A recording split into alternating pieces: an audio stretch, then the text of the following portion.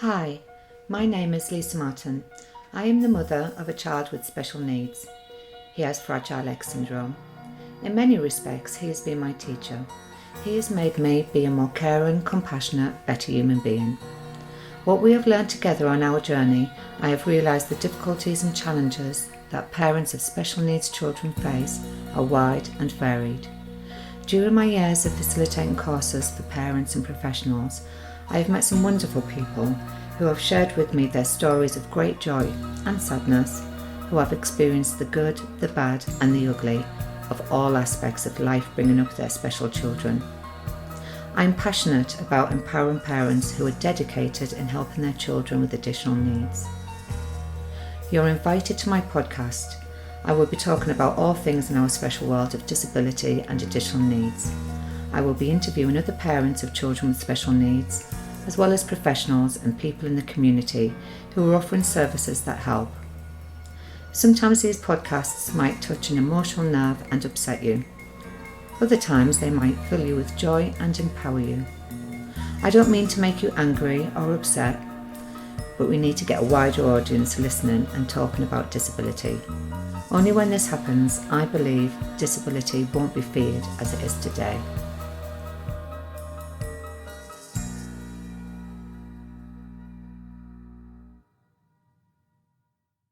Hello, I would like to introduce Precious, and we're going to use her children as 1 being the oldest and number 2 being the youngest. I think it's a really good idea if we get some background history of what Precious has been having to deal with concerning her children. Hello. Hi, our child 1 has language disorder associated with learning difficulty, and he's also on the Asperger's spectrum. He does have additional needs and also has an educational healthcare plan. He has a diagnosis of primary enuresis, chronic constipation and sensory processing disorder. Number 2 is also on the spectrum, sensory processing disorder, low iron levels and chronic constipation as well. And he's got speech and language delay and sensory seeking behaviour. Okay, thank you, Precious. So tell me about child number 1, your oldest. You had to go to a tribunal, didn't you? Because the school that he was in wasn't meeting his needs that were written on his statement. Can you tell me a bit more about that? Yes, I did appeal, so it took about a year, and I did appeal against his educational healthcare plan because the description of his needs and the provision wasn't quantified, and school were not able to meet his needs. So we did go to tribunal. We won because there wasn't enough therapies in it. So we won the case. So I'm really pleased about that. Well done. And he's still in the same school, so which is really upsetting. But why did you want to change his school after they couldn't meet his needs, or were you just so exhausted after the tribunal that you just? I wanted to change his school, but he was happy to stay there. But I wasn't happy. Okay. With the staff. So it was his choice. Choice, yes. Okay. So I had to keep him. Yeah. Just listen to him. Yeah, I understand. Yeah. Oh, so well done you won the tribunal. Yes. Well done, Mummy. So tell me about your second child. And you know, he's still at the same school as your older child, is that correct? Yes, in the previous school. So right. They're in 2 separate schools. One is in secondary and one is in primary school. But are they connected? They're connected, yes. Connected, okay. And they're faith schools as well, so which is quite restricted in what they practice and what not they don't practice. So it's really difficult, and their lack of understanding and special educational needs and autism. Is that what you feel? Do you feel that the teachers and the teaching assistants and the general staff at this school maybe don't understand your child's needs and maybe haven't had enough training in special educational needs? Yes, they haven't. They lack of understanding of autism, and everyone's different where they are on the spectrum, and they don't have the qualification as well, and how to understand your child as well. They lack all of those as well, and they don't want to improve or update themselves in terms of the skills and the qualifications. So I've noticed that in both schools. Why do you think that is? Do you think the faith has got something to do with it, or do you think it's to do with the national cuts that are happening in schools? Faith has to do with it, and the national cuts has to do with it, because they have a certain way of how they run things, and sometimes faith gets overlap with special educational needs. So that is one of the issues that I think I found out in my school. So I am a faith person, and they do attend the practicing, because we're practicing faith, whatever faith it is, I can't mention. But I've realised that they take the faith more seriously than the child's special educational needs, so that overlaps, and that's quite concerning when it's always the faith that comes first than the child. Right, okay. So tell me about your second child, because you're also going through a tribunal at the moment, aren't you? Because being in the same school as your first child, you'd have thought they'd have learnt from that, but your second child also isn't getting his needs met at school, and it's the educational healthcare plan. It's lawful, isn't it? And they should be. So you were completely within your right to take them to tribunal again. Yeah.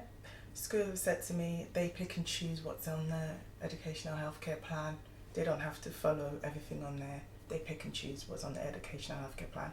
And also, what I've realised is that all they talk about is his strengths and not his needs. And when I ask what his needs are, they're not able to explain to me. So I had to go through tribunal and get him assessed so that his specific needs are in his EHCP and provided for. Yeah. And they're not supporting me in that as well. So I'm just being on my own, going through this process. So it sounds to me that your relationship with the school is really fractured. And do you think it's probably because you won the first case, with your child, and they don't like that? Yes, I won the first case, and also it's a faith school, so they're all interlinked and they all talk and communicate and they all know each other. It's a sort of institutional, how do I call it? Institutional, right, as in through the church. They all know each other and they all talk. So I think they all do pass on information. So that was my concern. So I've decided to move my child out of that school. And also it was due to lack of communication, because the school said to me that the SENCO doesn't liaise with parents, but the codes of practice actually says that SENCOs are supposed to liaise with parents and work collaboratively. In that school, there was lack of collaboration with parents in the school, and they also did not have the training and the qualification, because when I asked about when my child's 1-to-1 had the skills and experience, she didn't have any. So when I raised the complaint, and that's when they asked her to go on training. Okay. So that was the reasons why the relationship is broken down. Yeah. Lack of communication. Yeah. It's terrible. Okay. Yeah. So good luck with the tribunal of your second child as well. Good luck with that, because that's going to be complete in a few weeks' time, isn't it? Yeah. So tell me about, so you've been accused by having Munchausen's by proxy. Who were you accused by? I was accused by the school and professionals. They both colluded to give me that title, and they also accused me of emotional abuse of my own child because of their lack of understanding with autism and other conditions. And also they have lack of understanding with masking and autism, because what I've realised is that children with autism present in different areas, in different complexes, how they present themselves in different areas. So school say, oh, he's fine, but at home he lashes out. So that's when he lashes out all his stress. So they didn't understand why. So that was another fundamental issue. They had lack of understanding of why he was behaving the way he did when I expressed my concerns. And also, according to the National Autistic Society, it talked about different behaviors between school and home. That doesn't mean that the difficulties at home is my fault, but it's the triggers of children on the spectrum and other conditions do hold it in emotionally to just keep up with school. So that's why I also found that as well. And also, according to the National Society, it's a Jekyll and Hyde character. So I think that lack of understanding in autism, they could have, if they had the training and the qualification, they would have understood my perspective of masking in autism and also the different behaviours that they portray in different settings. Yeah. Wow. I mean, to be accused of Munchausen by proxy is really serious as well. How did you know what that meant? No, I didn't. I had no clue. I had to go and find out myself, and it's a serious form of child abuse, and it is also a criminal offence. So they were determined to get me locked up. And how can professionals diagnose me with that sort of behaviour or whatever, that sort of form of child abuse? Is very scary. Yeah. It's really worrying, especially from a child's school. And I just feel that some of the schools are not a safe place for parents, especially parents with additional needs. Why do you think they've accused you of that then? In my perspective, I would say because of my colour of my skin, being black, being educated, and also unconscious bias, so that will come under social class, being a single parent with the children with additional needs and on low income. And also I've empowered myself with going on to updated trainings for both children. So I'm informed, I'm knowledgeable, so they feel that I'm a threat to them. So that's the only form of way of getting rid of me, is to put that label on me. When you say you're a threat as well, you keep winning your cases, and quite rightly so. Yeah. And then they're having to put into practice the therapies that your children should be getting in the first place, and that's costing them money, isn't it? Yeah. Do you think it's got something to do with that as well? Yeah, and the cats as well. But in terms of the cats, they can ask for support and it will be provided for the children, but they don't. They choose and pick who they want to support or not. And I feel that because my child's being black and other mixed race or other ethnicities, they don't get the support that they have in mainstream schools. And I see that quite a lot. And it's happened to me in my experience. So That's shocking that you feel like that. Yeah. So this must anger you, does it? How does it make you feel? Angry. Yeah. Very angry. I don't trust schools at all. I always keep a mask. Make sure I'm happy. I don't tell them anything. Even if something wrong, I don't discuss my issues with schools because they're a dangerous place.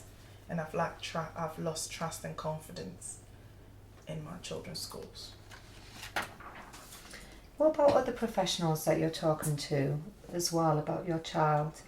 How do you think what you said previous about being black, being a single mum, being educated, how do you think other professionals deal with you as well? They don't like dealing with me, and they don't like to be in the same room as me, because when I question them, and one of the rules that I know that is that they never read their own policies, and they don't know the 7 codes of practice. So I always use the 7 codes of practice as my Bible, which every parent should read, and I'll recommend that. So they never read, so I read a lot, and that's when I use the law, and they don't like it when I use the law. And also I always refer the professionals to the policies, which they don't read, so that's another point. And also I don't give up. I try and find I dig until I find what I need in the codes of practice or the law. And also they call me difficult because I am doing something right for my child, and that's what they think I am worried or scared, or what they do is professional gaslighting as well. What is that? So I think it's an emotional tactics that professionals use, which an example will be they're trying to manipulate the parent to make them think that they're doing something wrong and they're not. For example, it can be they can tell blatant lies when they know that you've told them things that's true, but they'll deny it and say they're lies. And also, for example, they might say that your child might need over 6,000 worth of support before you can do an EHCP assessment, which is not true. One of the things that they'll say is you don't meet the criteria for disabled children's services. That's not true. And they deny everything that they say, even though you have proof. They use what is near and dear to you as an ammunition, so they use your children against you. They also wear you down emotionally, saying loads of negative things to bring you down, but you just have to keep strong, because they try to frustrate you and break you down as a parent, and that's when they get happy. In my experience, that's what's happened. And also their actions do not match their words. They say something to you and they do a totally different thing. They know that when they confuse you, you get all emotional, you'll get stressed, you get worried, you get panicky. So that's the strategy that they use as well. And they try to ally people against you. So this, in my case, this will relate to me. So they just collude with each other and cover each other's back. So that's when the school and the professionals collude together. So it's their word against me, and I'm the parent. So they've got the power and they make that decision, and you're nobody, you're just the parent. How's that going to work? Wow. Yeah. Wow. That's really upsetting. Very. So it sounds like this list that you've got here, the golden rules of being a difficult parent of a child with SEND. Yeah. What other things are on this rule that you use for yourself? That you know that you're never mistaken, and they're lying to you, and that you're never wrong, even though it sounds wrong. You're never wrong, and always prepared to win, because they will fail you. They'll fail to prepare. So all you have to do is to read your children's notes, the educational healthcare plan, their files, the school reports. Never answer the phone to them. I know it's bad, but never answer the phone to them. Always email. Never answer the phone, because you need proof of what has been agreed. Otherwise, it's your word against theirs, which has been in my case, because I was always phoning. That's a really good rule to have, yeah. Yeah. And never throw anything away. Yeah. We end up having so much paperwork for our Yeah. children, don't we, that it's almost like our children need their own PA. Yeah. Yeah, I've got mountains of this stuff as well. Wow. So it sounds like you're just being a tiger mummy, I try. and they don't like it. They No. don't like you for this, because obviously when you're a tiger mummy, you're winning tribunal cases, you're getting your child's needs met, and it's costing them money. So tell me, when you found out that they gave you this label of being Munchausen by proxy, what did you then go on to do? I suppose you had to go out and find out how to stop this, hey? Yeah. So I had to go through a citizen advice bureau. They weren't much helpful. So I had to ring around quite a lot, solicitors, to see what support do we have. So I did go to one of the trainings in London, and I spoke to a solicitor, and the only way you can clear your name is through judicial review. And you need to have enough merits on your case to be able to clear your name, because it leaves a mark on your file and on your children's file for over 100 years. Wow. On the social care system or the health system. I didn't know about that. Wow, that's shocking, isn't it? Yeah. So everywhere you go, you get a professional looking at you in a different way, but it's because of what's been put on the file. But you won't know. So is there a way that a parent can find out what the professionals have been writing about them? You found something out, didn't you? Yes, it's called subject access request. So you can go on your local authority website, Google subject access request, put in your details in to try and get your file from whichever department. So if there's social care, education, adult, children and families, log in there and say, I want all my information about children care, adult care services, and that is free of charge, and they will send it to you, the parent, and that's when you can see what's been said about you and what hasn't been said about you. So this is the form that I'll be using to see what's on my children's records. And also it's also good to get copies of your children's records from school, which is free as well. Right. On your school's children's file in school, they also do the same thing as well. So it's all freedom of information request. It's always good to ask, and it takes about 28 days or 31 days, I'm not sure which one, but it's always good to ask to get that record so you can see what's been written about you, because I've been flagged up in the system. So everywhere I go, my children can't access support. I can't access support because it's been flagged up on the system, and you don't know, but it's the professionals there knows, because they've got a system that's linked. So that's the barrier we face to accessing support. Thank you for sharing that. I think that's going to Yeah. be really helpful to a lot of parents. Yeah. So when you went on this course, Precious, the lady who was running the course, wasn't she saying about the research that's going to be happening about there's more cases of this Munchausen by proxy since, was it 2011? 2008. The last research was done in 2008. Right, okay. So there hasn't been no research, and it's been over 10 years, and there's no legislation. The last legislation was in working with families, 2008. That's it. So it needs to be updated to see the increase of parents being accused of this when there's no evidence substantiated, especially with children with autism, when the professionals lack the qualification and experience to be able to provide for the family. Wow, this is absolutely shocking. A shocking story that I'm hearing from you, and it sounds like it's obviously happening to a lot more parents out there as well. Why do you think this is? I think the professionals lack understanding of autism, and they're not experienced and trained in that field, and also it's all about money. Yeah. All about money. Yeah, because obviously the parents who are having to fight for their children's rights Yeah, are the ones that are getting flagged up. Is that correct? that's correct. Wow. Okay. So when you've seen the solicitor, Yeah. obviously you want to clear your name from all of this paperwork now, Yeah. don't you? Is that right? That's right. So how are you going to go about that? What did he suggest?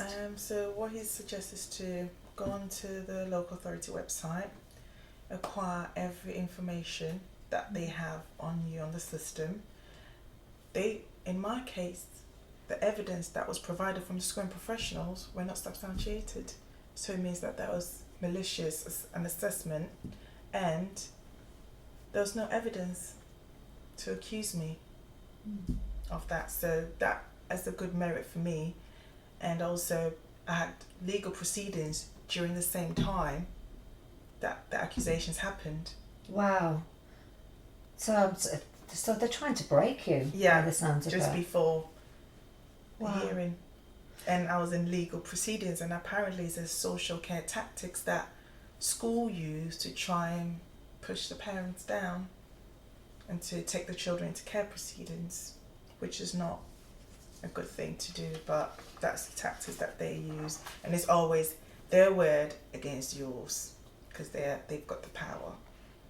So as a parent, it'll be difficult to maneuver if you don't have the right support to clear your name. In my case, I'm determined to clear my name, because it's going to be on my children's file even when they grow up. It's going to be there. Anybody that logs in the system, they still go back to your history and read the background history and think, oh, that's what's happened, and then you get judged everywhere you go. How does that make you feel? Very terrible, sad. I can't believe how you're still managing to go through all of this. You're I just a mask strong it. tiger, mummy, aren't you? I just mask it and pretend everything's okay, but emotionally it's not. Have you got emotional support from any friends or family? Family and support groups in the local authority, and people in similar experiences that we talk about and we share. and we meet up every week. Yeah. So that's been very helpful, and we understand each other. Yeah. And have you heard of other cases like your own from other parents? Yes, apparently it's been a tactics that that's been used now, that schools use when they have lack of understanding about the about children with autism and other complex needs as well. So it's been an increase, and I think it will be good to have that research updated to see how many cases and how many parents have been accused, like how many parents have been accused of this with no evidence, whereby the children have been diagnosed. This is the issue, the children have been diagnosed. Yeah. It doesn't make any sense. Yeah. And it's very helpful for professionals to abuse their power to do what they do to parents, and I'm determined to clear my name. I'm so sorry you're going through this, because having a child, well, you've got 2 children with additional needs, is really challenging, and you're trying to navigate the system and trying to get the support and trying to get your children's needs met, and just being a good mum, and then having to go through all of this on top of everything is very upsetting. It's shocking, and I wish you all the best. I really hope everything comes through good for you, and for you to advocate for other parents as well, because you know, if other people are going through this as well, they might not have the tenacity that you have, and the ability to just keep going, because it sounds like this has been going on for a really long time, of just fighting the system all the time, and it's exhausting. And good for you for just keeping going. It hasn't been easy. I don't know how I do it every morning, but yeah, I'm determined to make a landmark case to help other families and speak to other parents who feel this way, and to support them as well. I'm determined to do that. Thank you. Is there anything else we need to add? For professionals to work within their guidelines, because it seems that professionals don't work within their guidelines and how they're supposed to be trained. Okay. Where did you get this information So from? this information was from my solicitor, which is linked to my case, hence why I'll be taking it further. That some of the professionals that lack the understanding of the diagnosis of the condition do not follow their own professional guidelines, and one of the requirements is to promote and protect the interests of the service users and the carers, and they don't do that. So they failed us, parents and carers and children, and they don't comply to their own requirements set by their governing body, which is concerning. That is very concerning. So how can we go about trying to get this moving forward? How can we get professionals to stop and speak to us, and stop and, I don't know, be more professional? I think it depends on who the professional is and how willing they are, because they believe that they've got the power to, but from now onwards I'll just address them to the requirements of their governing body and what they have to do and what they don't have to do. And also one of the guidelines says that they need to work within their limits of their knowledge and skills, which is what they have to do, but they don't, and they have to be appropriately trained and knowledgeable to a reasonable degree in autism to discharge their duties, and obviously they're not, because they're not trained. So that's a big concern. That is a big concern. Have you ever came across any professionals that you thought were good? Because I'm sure there's the good, the bad and the ugly out there, isn't there? And unfortunately it sounds like you've had a lot of bad and ugly happening. But do you think there's been anybody in your life that has been a professional that's actually been helpful?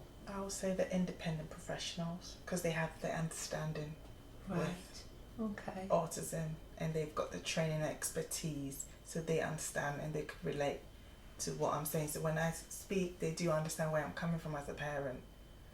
But with the other professionals, I don't know if they've got the qualification and training to understand the parent And I think it's because of funding cuts as well. Yeah. That contributes to that. Yeah, because I think do you think the NHS, the local authority, and everyone that's, supposed to be meeting the needs of your child through the educational healthcare plan,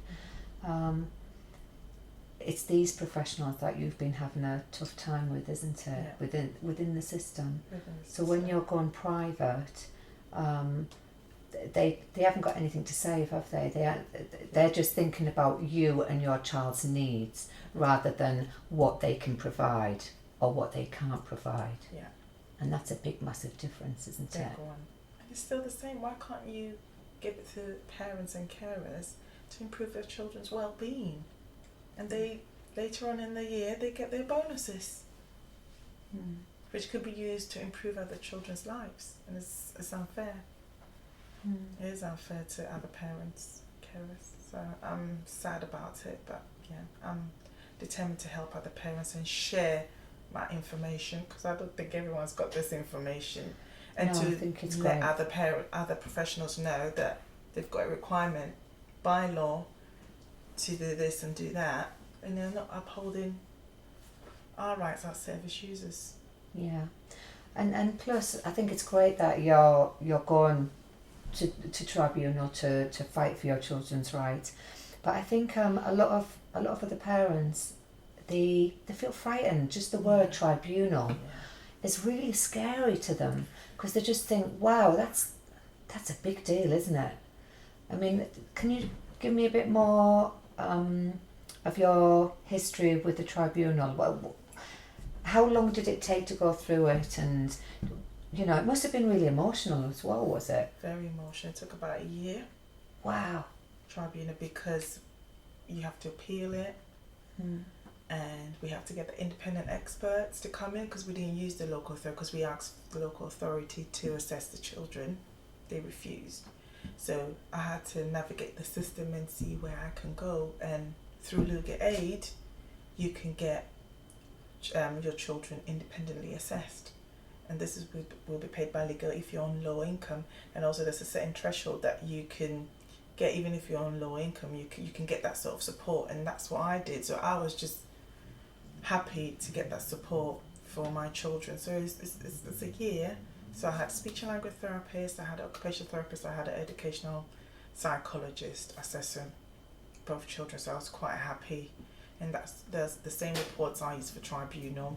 And as usual, the local authority have their delay tactics to try and delay the issue, not doing the bundles, trying to oppose the order, different types of techniques, and also use my situation, fabricated induced illness, to try and derail the whole process. And there's been a tactic that the local authority has been using in schools.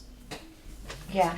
I'm glad you said fabricated induced illness, because that is another name for Munchausen's by proxy, isn't it? Yes, it is. So yeah, it's good that you use that as well. But wow, I take my hat off to you, because not many parents would be able to go through that, because it's just too upsetting. And so good for you. Good for you. Is there anything else you'd like to add to your story? I just wish that professionals will update their skills and qualifications to have a better understanding with children with disabilities and different needs, rather than just ignore what the parents are saying and they think that they're professional. But parents know their children best, and carers as well. And we should be listened to and not be avoided. Yeah, that was well said. Thank you. Thank you. Thank you so much for sharing your story and your experiences. Thank you for taking the time to join me today. To find out more about what I do, visit www.specialworldtraining.com and follow us on our Facebook page, Special World Training, Instagram and LinkedIn. I believe knowledge is power and strength is in numbers. And if more people get involved in our special world, we can all make our world a better place. Join me next week for more amazing stories from the good, the bad and the ugly.